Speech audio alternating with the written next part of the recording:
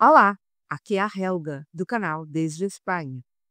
Neste 7 de maio de 2025, começa o conclave para eleger o novo Papa da Igreja, que muitos ainda insistem em chamar de católica, mas que eu, com toda a consciência, chamo de Igreja Novus Ordo, Igreja Falsa, Igreja Bergogliana, Igreja Vaticaniense, como dizia um bom sacerdote argentino que eu seguia no YouTube e que faleceu naquele terrível 2020. Anos horríveis que levou tanta gente boa, como o padre Héctor Blanco. Que Deus o tenha. E como começa o conclave, este canal católico quer participar de algum modo da observação do que se passa na Capela Sistina, hoje ocupada por uma hierarquia que há muito deixou de ser católica. Digo isso com dor, mas também com dever. Doa a quem doer. Mas então, por que interessar-se pelo que ocorre no Vaticano nestes dias, se a hierarquia que lá estará, a grande maioria dela, já não é católica? Essa foi exatamente a pergunta que me fiz nos últimos dias, depois que o YouTube me devolveu o canal, que esteve sancionado, censurado e removido por 4 anos e meio. Quis a providência divina que eu o recuperasse exatamente 10 dias antes do início da votação para a escolha do próximo pontífice dessa igreja que se faz passar por católica. E como toda a estrutura física que ali está ainda é nossa, como os templos ainda são nossos, dos verdadeiros católicos, e como muitos dos nossos irmãos ainda estão presos ao engano diabólico de acreditar que ali, no Vaticano, se preserva e transmite o depósito da fé, não podemos simplesmente virar o rosto. Temos o dever de observar, analisar, discernir e alertar. Só assim poderemos resgatar o que é nosso. Jesus prometeu que as portas do inferno não prevaleceriam contra sua igreja. Mas essa promessa não significa que devamos cruzar os braços e deixar que os inimigos dele façam o que bem entenderem. A Igreja de Cristo está hoje crucificada nas catacumbas, nos subterrâneos, vivendo uma paixão mística e dolorosa. E ainda assim, ou melhor, por isso mesmo, é hora de vigiar, rezar e combater. Estamos diante de uma guerra espiritual sem quartel. O demônio investe com fúria contra a igreja verdadeira. E nós, os fiéis que restamos, precisamos estar informados, firmes e prontos para o bom combate, para terminar a carreira e guardar a fé até o último dia neste vale de lágrimas. Por isso, decidi que vou contribuir com o que eu puder durante esse conclave, trazendo aqui no canal informações relevantes, sérias e úteis. A quantidade de informação e também de desinformação e manipulação que se publica nesses dias sobre a eleição papal é simplesmente absurda. Durante os dias em que os cardeais estiverem encerrados para decidir quem sucederá a Bergoglio, o mundo inteiro estará com os olhos voltados para aquele lugar. E rios de tinta correrão, tentando dar sentido ao que se passa. Não é fácil, portanto, escolher o que trazer até vocês. Por isso, peço desde já compreensão e paciência, se porventura acharem que algum conteúdo não foi bem selecionado. Eu faço o melhor que posso, com os meios que eu tenho e com o amor que me move. Hoje, por exemplo, trago aqui um artigo do National Catholic Register, um jornal católico americano de orientação conservadora que atualmente pertence à EWTN. Vamos a ele. Antes de começar, entretanto, eu quero fazer 2 anotações. Primeiro, que quando eu leio um artigo que eu mesma traduzo e trago aqui, quando eu leio conforme o autor escreveu. Então, se o autor, e vai ser o caso aqui, chama Bergoglio Papa, coisa que eu sei que não é, eu não digo que eu acho que não. Eu sei que Bergoglio não é Papa. E isso está mais do que fundamentado já. Eu não vou poder dizer outra coisa que o autor não disse. Então, se ele chama Bergoglio Papa, eu vou ler o artigo chamando Bergoglio Papa. Mas, com a introdução que eu fiz, quem me escuta já sabe que essas são palavras do autor que eu estou lendo. A outra coisa que eu gostaria de considerar, deixarei para considerar dentro de pouco. Vamos ler primeiro, vamos conhecer aqui qual é o artigo, o título e a breve introdução que o autor faz. E então eu darei a explicação que eu quero dar ainda antes de entrar de cheio na leitura deste artigo, que a mim me pareceu interessante. O título é Como o Papa Francisco deixou sua marca no conclave. E aí ele faz a introduçãozinha dizendo: Análise. O falecido pontífice ficou famoso por encorajar os católicos a fazer bagunça para trazer nova energia e ideias à igreja. As reviravoltas que se seguiram influenciarão como seu sucessor será escolhido. Sim, por incrível que pareça, e aqui está a minha anotação. O Papa, como diz ele, Francisco, usou mesmo a expressão fazer bagunça. Assim, em português, seria o que ele disse em espanhol. Durante a Jornada Mundial da Juventude de 2013, no Rio de Janeiro, Francisco disse aos jovens argentinos reunidos na Catedral Metropolitana: Hagan lío. Hagan lío. Quero que vocês façam barulho, lío. Que saiam às ruas, que defendam sua fé. Hacer lío. Essa é uma expressão em espanhol que pode ser traduzida como fazer bagunça, fazer confusão, fazer alvoroço, fazer tumulto. E ele realmente usou essa expressão. Certo? Então, traduzindo para o português, pois seria isso, fazer bagunça. Hagan lío. Bom, esclarecidos esses dois pontos, quero dizer que o artigo é assinado por Jonathan Liddell, que tem sua base no Vaticano e foi publicado em 5 de maio de 2025. Então, comecemos. O Papa Francisco foi um pontífice que quebrou moldes, cujo pontificado de 12 anos foi marcado por inúmeras surpresas e reviravoltas.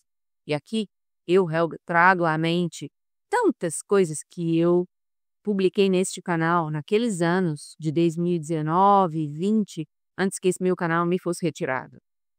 Existe uma playlist no canal meu. Eu só posso rir quando lembro. Rir para não chorar, não é? Com os absurdos que esse homem fez e disse ao longo do seu pontificado. Certo? Eu vou deixar na descrição deste vídeo a playlist para aqueles que recém-chegados ou que não chegaram a ver o vídeo, ou mesmo para rever tudo aquilo, porque realmente vale a pena rever, porque eu conheço o sentimento que alguns têm, porque eu também tenho, de, às vezes, pegar-me pensando, meu Deus, será possível? Eu estou mesmo correta? Esse homem, realmente é essa maldade toda? Mas aí você volta o seu pensamento, a gente não quer crer que seja assim. Volta o pensamento, todos aqueles absurdos que vimos, que lemos, e não há dúvida, não há a menor dúvida de que Bergoglio não era papa. Sigamos com a leitura. Mas os católicos não terão que esperar muito para ver como a abordagem disruptiva do pontífice argentino, que ficou famoso por incentivar os católicos a fazer bagunça, impactará a Igreja daqui em diante. Os diversos esforços de reforma de Francisco estão prestes a desempenhar um papel desproporcional na escolha do seu sucessor, de mais de uma maneira. o futuro dos diversos processos iniciados por Francisco, desde a reestruturação sinodal da governança da Igreja, passando pela exploração do diaconato feminino, até o acordo do Vaticano com o governo chinês, ao qual, digo eu, Helga, Monsenhor Viganò referiu-se em uma recente declaração que eu trouxe ao meu canal. Deixarei também na descrição do vídeo aquela manifestação dele. Segue o autor. Tudo isso definirá as decisões dos cardeais eleitores no conclave que está prestes a começar. Além disso, o falecido Papa deixou sua marca no próprio Colégio de Cardeais, ao ampliar a diversidade geográfica e ministerial dos homens que elegerão o seu sucessor, mas também ao imitar as oportunidades de os cardeais eleitores criarem laços entre si. Como resultado, no estilo típico de Francisco, é de se esperar que o próximo conclave seja ainda mais bagunçado do que o habitual. Um colégio de cardeais diverso e desconectado. De 2013 a 2025, Francisco alterou drasticamente a composição do colégio de cardeais, o corpo do qual são escolhidos os 133 eleitores papais participantes. Com uma média recorde de cerca de 10 cardeais eleitores criados por ano, vejam isso, 10 cardeais eleitores criou Bergoglio por ano durante o tempo em que esteve à frente dessa igreja. Não é nada descabelado pensar que Bergoglio já elegeu seu sucessor, porque criar 10 cardeais eleitores por ano durante o tempo em que esteve como Papa, entre aspas, é um exagero. Ele chegou a escolher, a criar, na verdade essa é a expressão, criar, ele chegou a criar 80% dos cardeais eleitores deste conclave. Não é loucura pensar que tudo fez para deixar já escolhido seu sucessor.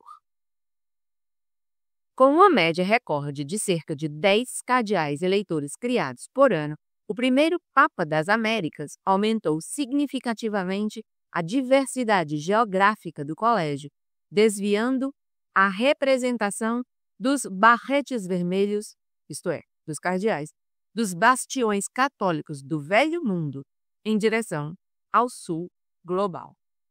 Nesse processo, ele nomeou cardeais oriundos da Mongólia, do Sudão do Sul e de outros 18 países que nunca antes haviam tido um cardeal. Atualmente, 41% dos 133 cardeais eleitores são da Europa, uma queda de 11% em relação a 2013. A proporção de cardeais norte-americanos caiu 2% e representa hoje 10% dos participantes do conclave. Enquanto isso, a proporção de cardeais eleitores na Ásia aumentou 8% sob Francisco, chegando a 18%, enquanto a representação da África subsaariana subiu para 13%, um aumento de 5%. A América Latina, o Oriente Médio e a Oceania tiveram crescimentos mais modestos e agora representam, respectivamente, 17%, 3% e 3% dos cardeais eleitores. Francisco não apenas diversificou o perfil geográfico do Colégio de Cardeais, ele também tendia a criar cardeais com trajetórias ministeriais atípicas, demonstrando certa preferência por aqueles com experiência limitada na Cúria Romana ou que não lideravam arquidioceses influentes. alguns dos cardeais que ele elevou a partir das periferias continuam sendo desconhecidos para grande parte do mundo católico até hoje. Além disso, Francisco aumentou o número de cardeais eleitores, ultrapassando o limite de 120 estabelecido por Paulo VI em 1975. Os 133 cardeais que participarão do conclave deste ano são 18 a mais do que o recorde anterior de 115, o número de eleitores nos conclaves de 2013 e 2005. Mas, enquanto Francisco tornou o grupo de cardeais eleitores maior e mais diversificado, ele também limitou as oportunidades para que seus membros se reunissem. Durante o seu pontificado, Francisco quase não realizou consistórios extraordinários, que são encontros do Colégio de Cardeais para discutir e aconselhar o Papa sobre questões relacionadas à governança e ao ensino da Igreja. João Paulo II e Bento XVI realizaram esses encontros aproximadamente a cada 4 anos. Mas, após um desses encontros de cardeais, na véspera do Sínodo da Família, em 2014, Francisco convocou apenas um outro consistório extraordinário durante todo o seu pontificado, em 2022. Como resultado, os cardeais que irão escolher o próximo Papa tiveram menos oportunidades de se reunir e de se conhecer melhor. As congregações gerais que o Colégio de Cardeais tem realizado na última semana certamente proporcionaram aos leitores a chance de ouvir diferentes visões para o futuro da Igreja e avaliar potenciais candidatos. Mas também é verdade que muitos dos cardeais estão se encontrando pela primeira vez. Além disso, a relativa falta de experiência romana entre os cardeais criados por Francisco pode afetar tudo, desde a profundidade das conversas sobre questões intracuriais, como as finanças e a diplomacia do Vaticano, até a capacidade dos participantes de encontrar uma linguagem comum para se comunicar. O cardeal de Hong Kong, Stephen Chow, por exemplo, recentemente brincou que tinha poucas chances de se tornar o próximo Papa porque não fala italiano, que ainda é a língua franca nas reuniões do cardinalato. O cardeal Gerhard Miller disse que a falta de familiaridade entre os cardeais é um grande problema no que diz respeito a discernir em quem votar. Não é apenas uma questão de saber seus nomes, mas também de conhecer suas personalidades, ter conversado com eles, trocado ideias, afirmou o cardeal alemão em uma entrevista no dia 1º de maio.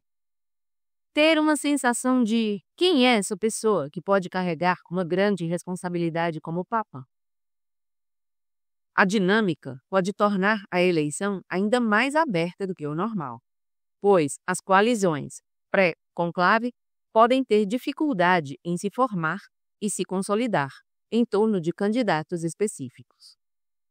Isso pode levar a um processo mais longo, tornando uma possibilidade real que o conclave deste ano se estenda muito além dos 2,7 dias que as eleições papais têm levado, em média, nos últimos 60 anos. Por outro lado, a combinação de diversidade e desconhecimento pode afetar as coisas na direção oposta, aumentando a dependência de figuras que já estabeleceram perfis significativos. Neste momento, é impossível saber, embora talvez seja revelador, o fato de que a figura amplamente considerada como favorita pré-conclave, o cardeal Pietro Parolin, secretário de Estado do Vaticano durante o papado de Francisco, tenha sido criticada na mídia na última semana por vários lados. Outras reformas no processo do conclave, que segundo relatos haviam sido consideradas por Francisco, incluindo a proibição de cardeais com mais de 80 anos de participarem das reuniões preparatórias e a limitação do número de discursos individuais perante o corpo de eleitores, nunca foram finalizadas durante a sua vida. No entanto, o Papa falecido deixou sua marca no Colégio de Cardeais, que agora elegerá seu sucessor em um conclave que se espera ser mais imprevisível do que o normal. Um referendo sobre as reformas de Francisco. Mas o conclave não refletirá apenas as escolhas pessoais de Francisco. Ele também lidará com o caminho pastoral e doutrinário que o Papa começou a traçar para a Igreja. Dados todos os processos iniciados pelo Papa Francisco, os eleitores do conclave terão que filtrar sua escolha para o Papa, principalmente pela lente de como ou se desejam que essas iniciativas continuem. As divisões ao longo desse enquadramento já surgiram, com alguns cardeais eleitores pedindo unidade e clareza, enquanto outros defendem um Papa que leve ainda mais adiante o caminho de mudanças iniciado por Francisco. Em primeiro plano, nessas discussões e no cálculo do conclave da maioria dos cardeais, estará o futuro do sínodo sobre a sinodalidade, uma ambiciosa e controversa reforma que o Papa Francisco iniciou em 2021 para tornar a Igreja mais inclusiva e participativa. O Papa falecido garantiu que o sínodo teria continuidade além de seu pontificado, quando aprovou, em 15 de março, ainda no hospital com pneumonia dupla, uma Assembleia Eclesial, em 2028, para avaliar a implementação mundial das recomendações estabelecidas no Sínodo de 2024. Dado que essa futura Assembleia relacionada ao Sínodo já foi anunciada, parece improvável que ela não aconteça, uma vez que é geralmente importante para os líderes da Igreja manter pelo menos a aparência de continuidade de um Papa para o próximo. No entanto, qual versão de sinodalidade será apresentada e qual peso ela terá são critérios que os cardeais eleitores considerarão ao avaliar os candidatos. Outra questão importante é o alcance pastoral da Igreja para pessoas com atração por pessoas do mesmo sexo. O Papa Francisco gerou uma grande controvérsia e levantou preocupações sobre cisma em dezembro de 2023, quando aprovou a Fiducia Supplicans, que permitia que padres dessem bênçãos não litúrgicas a casais do mesmo sexo. O desenvolvimento gerou uma enorme reação, particularmente da África, o que fez com que o Vaticano, essencialmente, minimizasse a importância do documento. É provável que os cardeais eleitores esperem que os candidatos ao papado deem uma ideia de como acham que a Igreja deve avançar nessa questão. O mesmo pode ser dito para as conversas relacionadas ao diaconato feminino não ordenado, que o Papa Francisco iniciou durante seu pontificado, sem nunca chegar a uma conclusão decisiva. Da mesma forma, as pressões por descentralização da autoridade doutrinária e uma menor ênfase nos absolutos morais na teologia sancionada pela Igreja, ressurgidas durante o pontificado de Francisco, também farão parte das considerações dos cardeais. No que diz respeito às relações do Vaticano, os cardeais também terão que avaliar o caminho a seguir à luz do status quo deixado por Francisco. O Acordo do Vaticano com a China, assinado pela primeira vez em 2018, deve ser o caminho a seguir, mesmo que o governo chinês tenha continuado a instalar os bispos não aprovados pela Santa Sé?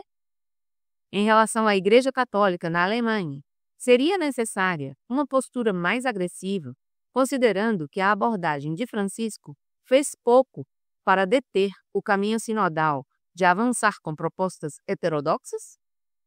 Finalmente, os candidatos ao papado provavelmente terão que moldar suas visões para a governança do Vaticano no contexto do pontificado de Francisco, que foi marcado tanto por esforços de reforma financeira e transparência, quanto por um estilo de governança imprevisível e centrado na persona, que quebrou normas e verificações institucionais. Em resumo, o próximo conclave não será apenas sobre escolher um novo Papa. será sobre decidir o que preservar, o que revisar e o que deixar para trás da era de Francisco. Os 133 cardeais que se reunirão na Capela Sistina levarão consigo não apenas o legado do homem que nomeou a maioria deles, mas também as questões não resolvidas que ele deixa em seu rastro. Mesmo na morte, Francisco está prestes a moldar o futuro da Igreja. Um voto de cardeal por vez. E assim termina esse artigo do National Catholic Register. A verdade é que, penso eu,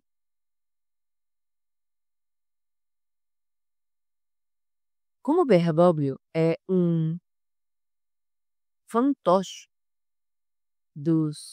dessa elite que nunca aparece, da nova ordem mundial, tudo que ele fez em termos de, como cita aqui, bagunça, de deixar as coisas começadas e sem continuar, tudo que ele fez, na verdade, faz parte de uma agenda.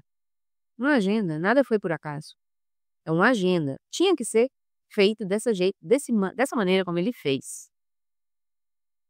Simplesmente a bagunça, as coisas não terminadas, a falta de unidade, a falta de clareza, porque, na verdade, Bergoglio esteve aí para destruir, não para construir absolutamente nada, não para ser um papa verdadeiro. Se você gostou do vídeo, considere dar um like, inscrever-se no canal se ainda não está inscrito e comentar debaixo do vídeo. Eu terei prazer em ler seus comentários.